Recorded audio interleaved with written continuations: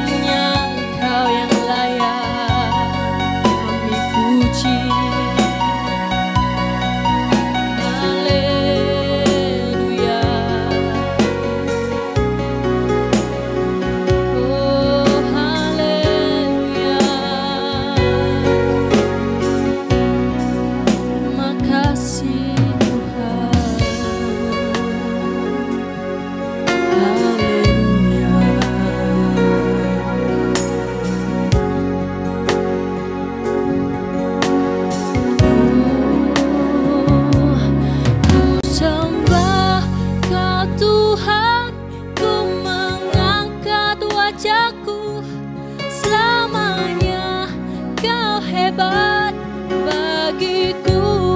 Mari semuanya. Ku sembah kau Tuhan, ku mengangkat tanganku, selamanya kau hebat bagiku. Ku sembah kau Tuhan, ku mengangkat wajahku, selamanya kau ajaib bagiku. Ku sembah kau Tuhan, ku mengangkat tanganku, selamanya kau hebat bagiku. Selamanya kau hebat bagiku. Selamanya kau hebat bagiku. Haleluya.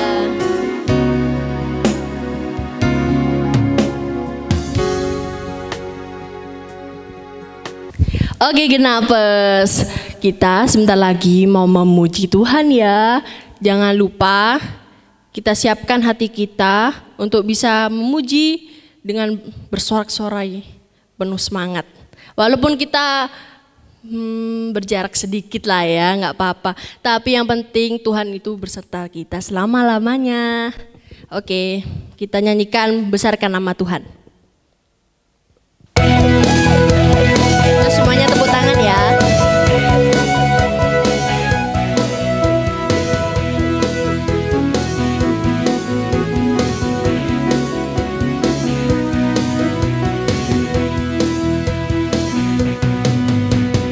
Besarkan nama Tuhan, pujilah Dia.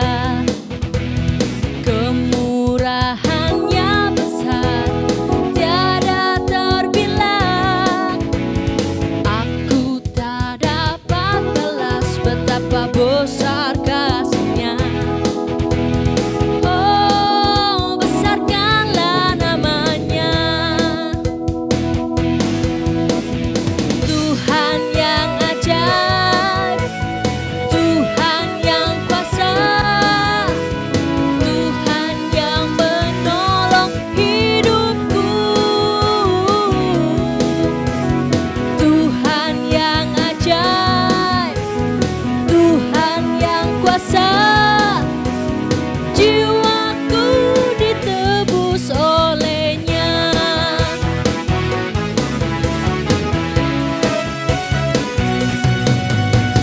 Besarkan nama Tuhan, pujilah Dia. Kemurahannya besar, tiada terbilang. Aku tak dapat balas betapa besar kasih-Nya. Oh, besarkanlah namanya. Tuhan yang ajaib, Tuhan yang kuasa, Tuhan yang menolong hidupku. Tuhan yang ajaib, Tuhan yang kuasa, jiwaku ditebus oleh-Nya. Jiwaku ditebus oleh-Nya. Jiwaku ditebus oleh-Nya.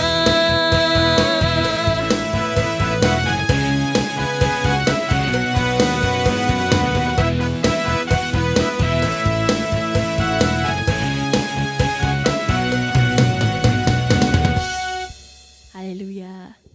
Oke Genapers, tiba saatnya sebentar lagi kita akan mendengarkan firman Tuhan. Kita mau siapkan hati kita mau mendengarkan firman Tuhan dengan penuh rasa syukur.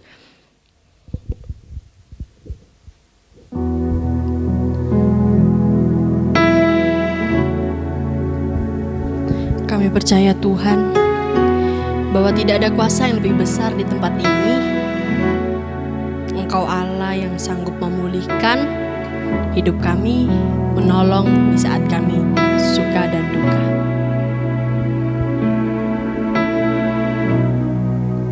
Kuasa-Mu terlebih besar, Tuhanku terlebih besar. Tak pernah terlambat janji-Mu ya Tuhan, penolong hidupku. Kuasa-Mu terlebih besar, Tuhanku terlebih besar. Tak pernah terlambat janji-Mu ya Tuhan, pulihkan hidupku.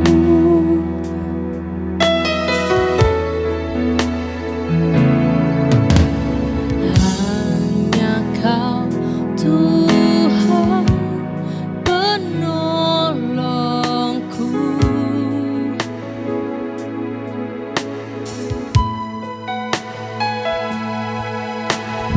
yang selalu setia bersamaku.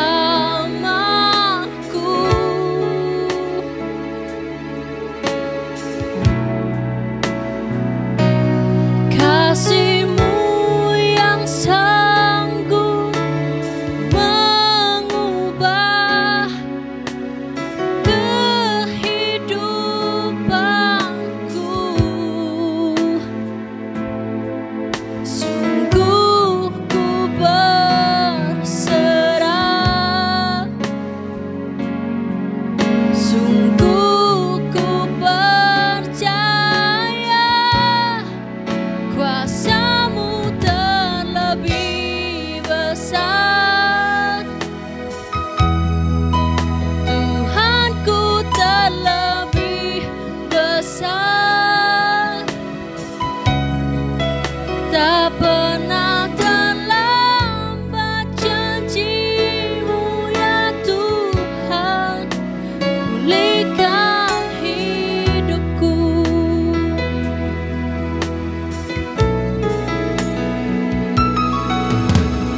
Hanya Kau Tuhan penolongku,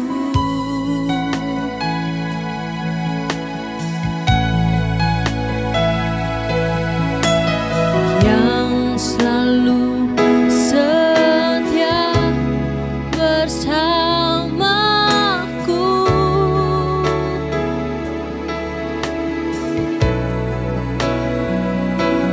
Kasih-Mu yang sanggup mengubah kehidupanku. Sungguh ku berserah, sungguh ku percaya, kuasa-Mu terlebih besar. Tuhanku terlebih besar. Tak pernah terlambat janji-Mu ya Tuhan, pulihkan hidupku. Tak pernah terlambat janji-Mu ya Tuhan, pulihkan hidupku. Tak pernah terlambat, tak pernah terlambat janji-Mu ya Tuhan, pulihkan hidupku.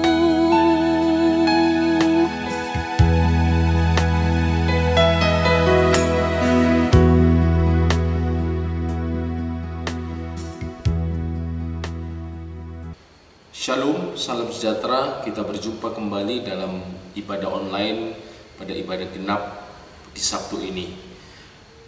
Sabtu ini kita akan belajar kembali pelajaran agama iman Kristen yang tentu bukan hanya untuk kepentingan studi kalian, tetapi lebih dari itu untuk menambah pemahaman, menambah keimanan, menambah kasih cinta kita kepada pribadi Yesus Kristus. Nah, pada sore hari ini kita akan belajar secara khusus untuk pelajaran agama tentunya tentang kristologi.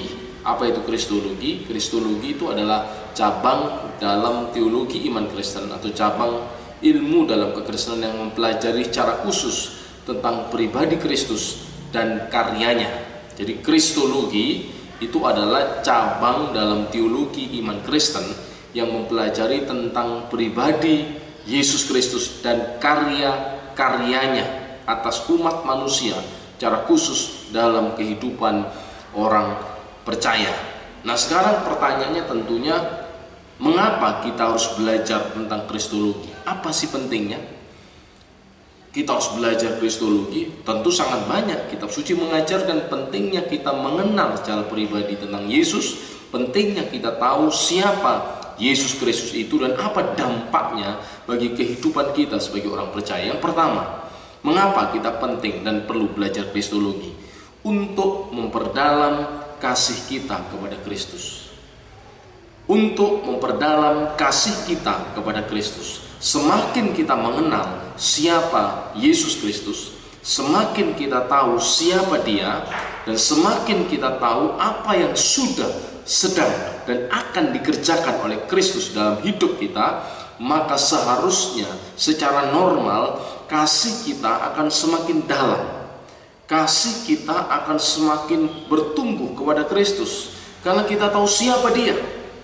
Dia bukan pribadi yang sembarangan.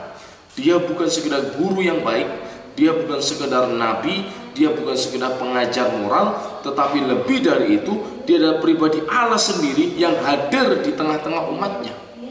Sehingga dengan semakin kita mengerti dan tahu siapa Yesus Kristus dan apa yang sudah dikerjakannya dalam hidup kita, maka seharusnya kita akan semakin mengasihi Dia, kita akan semakin mencintai Dia, dan kita tidak ingin ada pribadi lain yang menggantikan Dia dalam hidup kita, secara khusus sebagai Tuhan dan Juru Selamat.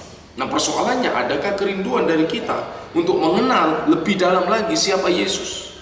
Adakah kerinduan dalam diri kita untuk kita tahu apa yang sudah dikerjakannya dalam hidup kita, dan apa yang sedang Dia kerjakan, dan apa yang akan Dia kerjakan di dalam kehidupan kita yang selanjutnya? Saya yakin sesuai dengan kebenaran kitab suci, kalau kita mengenal tentang pribadinya, bahkan kita mengerti apa yang sudah, sedang, dan akan terus Dia kerjakan dalam hidup kita, maka saudara, maka saya, kita semua akan semakin mengasihi Dia.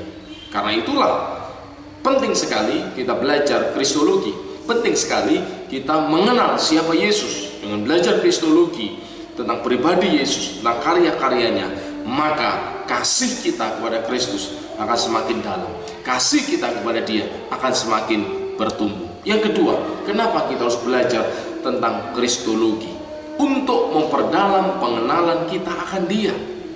Semakin kita mempelajari pribadi Yesus Kristus, pengenalan kita akan semakin bertumbuh, pengenalan kita akan semakin dalam. Dan itu sesuatu yang wajar. Semakin kita berelasi dengan seseorang, mungkin Anda punya sahabat, kita punya teman, kita berelasi, kita menjalin hubungan dengan seseorang, kita akan semakin mengenal pribadinya. Kita mengenal karakternya, kita mengenal, kita tahu apa yang ia tidak suka, kita tahu apa yang ia suka. Bahkan kita akan melakukan hal-hal yang mungkin menyenangkan hatinya atas apa yang sudah ia kerjakan dalam hidup kita. Ia sudah mengasihi kita, mencintai kita, maka secara normal, secara wajar, kita akan juga belajar untuk mengasihi. Kita juga ingin menyenangkan hatinya. Demikian juga ketika kalian belajar kristologi, kalian belajar tentang pribadi Yesus lebih dalam lagi, maka akan muncul pengenalan yang lebih dalam lagi. Dan pengenalan itu akan memunculkan kasih yang tadi saya sudah katakan pada bagian pertama. Kenapa kita penting belajar kristologi? kasih akan semakin bertumbuh, pengenalan akan semakin dalam.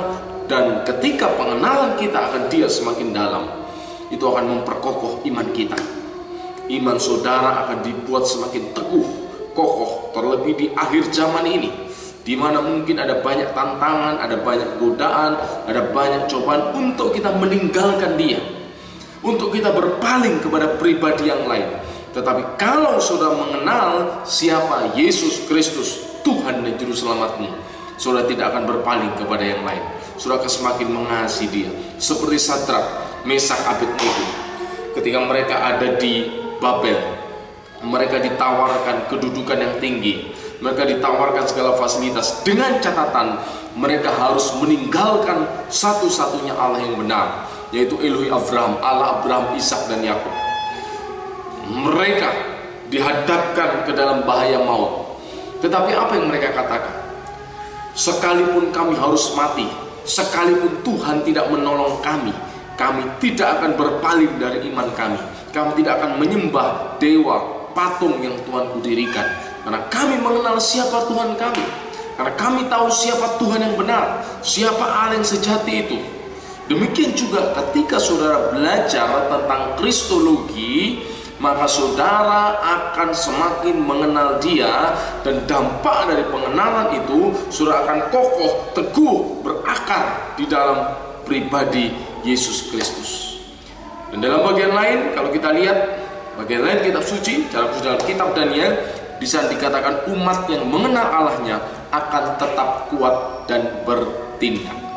Di tengah-tengah tantangan, di tengah-tengah persoalan, ketika kita mengenal dengan baik siapa pribadi Allah kita, yaitu Yesus Kristus Tuhan, di tengah tantangan sekalipun seperti yang dihadapi Saulus, seperti yang dihadapi Stefanus, maka saudara akan tetap kuat.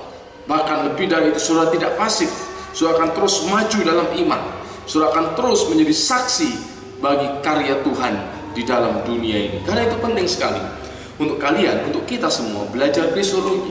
Kita semakin mengenal siapa pribadi Tuhan yang kita sembah. Dengan demikian memunculkan pengenalan yang lebih dalam lagi. Pengenalan yang lebih dalam lagi itu membuat kita teguh berdiri dalam iman kita. Kita tidak akan mudah digoncangkan, tidak akan mudah digeser dari pengharapan iman kita kepada Kristus Yesus Tuhan. Yang ketiga, kenapa penting sekali belajar Kristologi? Untuk membentengi diri dari ajaran-ajaran sesat. Kitab suci jelas menyatakan bahwa di akhir zaman ini akan muncul banyak pengajaran-pengajaran yang sesat. Hanya orang yang mengerti pengajaran yang benar, ia yang bisa membedakan kesesatan. Ia yang tahu mana ajaran yang palsu. Ia yang tahu mana ajaran-ajaran yang menyimpang. Tetapi kalau saudara tidak mengerti ajaran yang benar, maka saudara akan dengan mudah disesatkan. Sama, kalau Anda tidak mengerti, Anda tidak memahami ciri-ciri uang yang asli, ya kan? Anda akan mudah ditipu. Anda akan mudah mendapat atau kecolongan menerima uang palsu. Tetapi kalau Anda tahu ciri-ciri dari uang yang asli, ketika Anda mendapatkan mungkin uang yang palsu, Anda akan tahu ini palsu, ini tidak asli. Kenapa? Karena Anda tahu yang asli. Demikian juga kalau Anda mengerti ajaran yang benar tentang pribadi Yesus Kristus, tentang iman saudara, maka ketika muncul banyak pengajaran-pengajaran yang salah tentang pribadi Yesus, Anda akan tidak mudah dipengaruhi. Anda tidak akan ikut-ikutan. Anda tidak akan mempercayai, karena Anda tahu pengajaran yang benar. Karena Anda tahu mana pengajaran yang sejati, mana yang palsu. Lalu bagaimana? Ya tentunya Anda harus belajar. Anda harus mengerti dengan baik Kristologi, sehingga Anda tidak mudah disesatkan. Seperti tadi saya katakan, kitab suci jelas menyatakan akan ada banyak rupa-rupa pengajaran. Dan ini sejak awal. Sejak zaman gereja mula-mula itu sudah muncul banyak rupa-rupa pengajaran. Abad pertama, kedua, ketiga, dan sampai hari ini menjelang kedatangan Kristus, roh penyesat itu akan terus menyesatkan orang percaya, sehingga mereka digugurkan imannya. Tetapi orang yang memiliki pengenalan yang sejati akan pribadi Yesus Kristus, maka ia tidak akan mudah disesatkan. Nah, kali itu mari kita belajar Kristologi. Mari belajarlah tentang pribadi Yesus Kristus. Yang keempat, kenapa kita perlu belajar tentang kristologi? Untuk memperlengkapi diri dalam pewartaan kabar baik. Untuk memperlengkapi diri dalam pewartaan kabar baik. Apa berarti saya harus menjadi penginjil? Saya harus menjadi pendeta? No, bukan itu yang dimaksud. Setiap kita sesungguhnya, orang-orang percaya di dalam Kristus itu dipanggil untuk menjadi saksi Tuhan. Untuk menyaksikan karya Tuhan dalam hidupmu. Apa yang sudah Tuhan kerjakan dalam hidupmu. Seperti ketika Tuhan melepaskan orang yang kerasukan setan di Gerasa. Tuhan ingin saksikan kepada orang-orang sekampungmu apa yang sudah diperbuat Tuhan dalam hidupmu. Betapa ia baik. Demikian juga dalam hidup kita. Apa yang sudah dikerjakan Tuhan dalam hidup kita. Yang pertama, ia melepaskan kita dari kuasa gelap. Yang kedua, ia menebus kita dari segala dosa-dosa kita. Yang seharusnya kita binasa, kita mengalami kematian kekal, tetapi kita sudah dilepaskan. Kita menerima kasih karunia. Dan Tuhan ingin, jangan hanya menikmati kasih karunia itu seorang diri, tetapi beritakan, saksikan, kabarkan kepada yang lain. Sehingga mereka pun juga menerima, menikmati, mengalami jamahan Tuhan dalam hidup mereka. Ya tentu kita harus mengerti siapa pribadi Tuhan yang menyelamatkan. Karena mereka akan bertanya. Misalnya mereka bertanya, hai Stefanus, iya kan? Hai Petrus, kenapa hidupmu berubah saat ini? Engkau dulunya nakal, engkau dulunya orang yang suka berbuat hal-hal yang jahat, tetapi engkau berubah. Mengapa engkau berubah? Saudara pasti akan bersaksi, Tuhan mengubah hidupku. Yesus telah menjamah aku. Mereka bertanya, siapa Yesus? Nah, kalau Anda tidak memiliki pengetahuan yang benar tentang pribadi Yesus Kristus, Anda akan kebingungan menjawab. Dan Anda akan kehilangan momen yang baik untuk Anda bersaksi. Padahal itu adalah kesempatan yang sangat baik untuk Anda bersaksi tentang pribadi Yesus Kristus. Siapa dia dan apa yang sudah dia kerjakan dalam hidup saudara. Nah, karena itu penting sekali kita belajar kristologi, sehingga saudara memiliki pemahaman, saudara dilengkapi untuk mewartakan kabar baik. Oke? Ada 4 hal minimal kenapa kita harus belajar kristologi. Yang pertama apa tadi? Untuk meningkatkan atau memperdalam kasih kita kepada Tuhan. Saudara ingin lebih mengasihi Tuhan, belajarlah siapa Yesus Kristus, apa yang sudah ia kerjakan, kenali pribadinya, karakternya. Maka saya yakin kasih karunia dari Allah itu akan memunculkan, menumbuhkan, memperdalam kasih saudara kepada dia. Yang kedua, untuk memperdalam pengenalan pribadi kita akan Yesus Kristus. Karena ada peribahasa, tak kenal maka tak sayang. Bagaimana mungkin kita semakin mengenal dia kalau kita tidak tahu siapa pribadinya? Bagaimana mungkin kita tahu siapa pribadinya kalau kita tidak mempelajari? Nah, karena itu penting belajar kristologi, memunculkan pengenalan yang benar. Pengenalan yang benar akan memunculkan kasih yang lebih dalam akan pribadinya. Yang ketiga, kenapa kita belajar kristologi? Untuk membentengi diri ini dari pengaruh ajaran-ajaran sesat. Di akhir zaman ada banyak sekali pengajaran sesat. Anda bisa temukan mungkin lewat media sosial, lewat postingan-postingan di Facebook, di internet, banyak pengajaran-pengajaran yang bertebaran yang menyimpangkan ajaran yang benar tentang pribadi Yesus. Kalau Anda tidak memiliki pemahaman yang benar tentang siapa Yesus, maka Anda akan mudah disesatkan. Karena itu saya mengajak lewat pembelajaran firman Tuhan pada sore malam hari, yuk kita semakin mengenal dia. Kita belajar siapa Yesus Kristus, apa yang sudah dia kerjakan dalam hidup kita. Yang keempat tadi saya katakan, mengapa kita belajar kristologi? Untuk memperlengkapi diri dalam kesaksian kita. Tuhan memanggil kita menjadi saksinya. Engkau pergilah menjadi saksiku. Ceritakan apa yang sudah Tuhan kerjakan dalam hidupmu. Tentu kita harus mengerti, mengenal, tahu siapa Yesus Kristus, sehingga kita mampu menjadi saksinya, baik secara lisan maupun dalam perbuatan kita. Nah, sekarang bicara sumber. Apa sumber kita? Apa dasar kita dalam belajar kristologi? Dari mana sumber primernya? Nah, ini penting. Karena di luaran tadi saya katakan ada banyak informasi-informasi tentang Yesus Kristus. Tetapi seperti yang umum pada zaman ini, tidak semua informasi itu bisa dipercaya. Ya kan? Ada berita hoax, ada berita-berita tidak benar.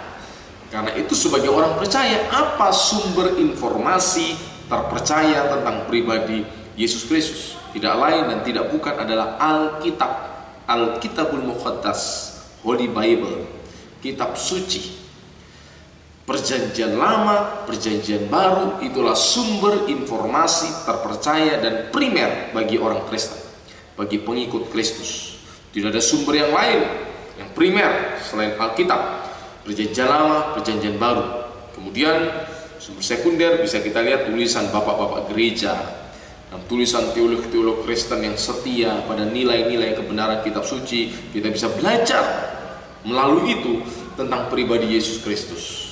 Oke, jadi bicara tentang sumber, apa sumber utama kita sebagai orang percaya dalam mempelajari kristologi?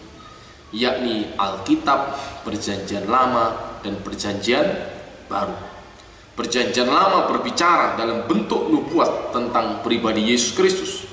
Perjanjian baru menyatakan Yesus Kristus yang sudah dinubuatkan itu kini hadir menyejar. Dia Tuhan sejarah yang dulu hanya dikisahkan dia nun jauh di sana, tetapi kini ia hadir di tengah-tengah umatnya. Dan itu disaksikan dalam kitab-kitab perjanjian baru yang kita yakini sebagai tulisan-tulisan yang diilhamkan oleh Allah. Dalam bahasa Yunani dinafasi oleh Allah. Bicara nafas itu adalah sesuatu yang berasal dari dalam diri seseorang. Sehingga kalau dikatakan kitab suci itu dinafaskan oleh Allah, berarti kitab suci itu berasal dari dalam diri Allah. Beritanya, pesannya, kebenarannya, nilainya. Karena itu di dalamnya tidak ada dusta, tidak ada penyelewengan, dan sejarah membuktikan Alkitab, perjanjian lama, perjanjian baru sampai hari ini masih tetap sumber yang terpercaya dan valid. Tidak perlu diragukan. Ujian waktu, ujian sejarah, arkeologi sudah membuktikan bagaimana keandalan kitab suci, perjanjian lama, dan perjanjian baru. Karena itu bagi orang percaya, patokan kita belajar tentang pribadi Yesus itu mula-mulanya kitab suci sendiri. PL dan PB, tidak ada sumber yang lain. Itu sumber primernya. Sumber sekunder dari tulisan bapak-bapak gereja. Siapa bapak gereja? Itu murid-murid para rasul. Di generasi kedua, ketiga kita belajar bagaimana mereka berapologetika. Mereka menjelaskan tentang iman Kristen kepada orang-orang yang belum percaya, yang kerap kali menyalahpahami iman kita. Kita belajar dari tulisan mereka. Kita belajar dari tulisan para teolog, sarjana-sarjana Alkitab yang berkomitmen untuk setia kepada kebenaran kitab suci. Itu sumber kita belajar kristologi. Nah, tentu materi ini tidak bisa terselesaikan dalam satu kali pertemuan. Untuk tidak membuat materi ini terlalu banyak, pengantar ini akan saya sampaikan pada saat ini. Kuasamu